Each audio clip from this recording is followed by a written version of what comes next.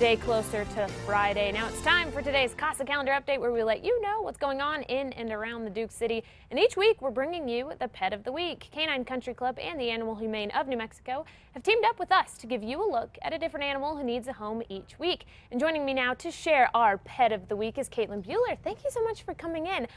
I love this dog, so tell us who you brought. So this is Constable. He is 8 years old. Okay. And he is kind of a Lhasa Apso, Shih Tzu, kind of the little underbite breed. Yes, he is the underbite breed. Yes, he's just the cutest little guy. He kind of has this hilarious fur that you can just kind of make him look like Einstein. He looks exactly like I look when I wake up in the morning. So you said he's 8 years old. Yes. So that's kind of an older dog, is that right? Yeah, so he's a senior dog. Okay, a senior dog is the politically correct term for him. Okay, yeah. So talk about kind of taking care of a senior dog. Yeah, so senior dogs, especially smaller breed dogs, it's really important to keep their teeth healthy. Okay. Because for whatever reason, their teeth go first. And I don't know if you've ever interacted with a dog where their mouth just, woo, you meet them and it just reeks. Yeah. So lots of chewies. Definitely do that yearly vet visit to have the vet check them out. Okay. If there's just too much tartar buildup, anything like that, maybe they could give you some toothpaste. There is doggy toothpaste out there. Okay. Grooming is a huge thing for especially dogs like this, where you can kind of see this fur that can get a little out of control. Now you said he only sheds kind of his top fur. Yeah, he is a super minimal shedding dog. Okay.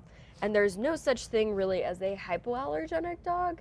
Okay. All dogs shed or shed dander in some way, shape, or form. They just shed less than others. Okay. Now, let's talk about the hair and grooming, because we were talking a little bit earlier. It is kind of, if you're factoring in your cost for a dog, it is an extra cost. Yeah, it can definitely be a different cost, and depending on the groomer that you go to, of course, or if you want to home groom, it can just be an additional cost of anywhere from $50 to $100 every 6 to 8 weeks. Okay. And that's totally optional if you do want to go to a groomer. If you want a home groom, of course, it goes a little cheaper. Yeah, absolutely. You can buy at home supplies, but I like groomers. They get to do all the fun stuff. Yeah, absolutely. Now, let's talk a little bit about adopting. If somebody's interested in Constable here or another one of your animals, you guys also have cats, how do they get a hold of you guys? So you can either check all of our adoptable pets on the web at animalhumanenm.org, or you can even just come visit our main location, which is our only location for the time being.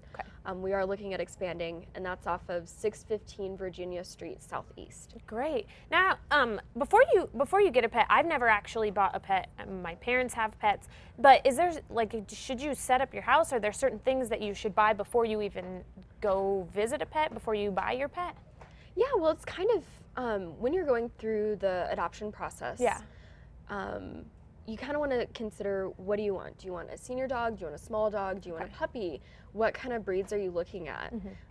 Are you looking at one specific trait in a breed?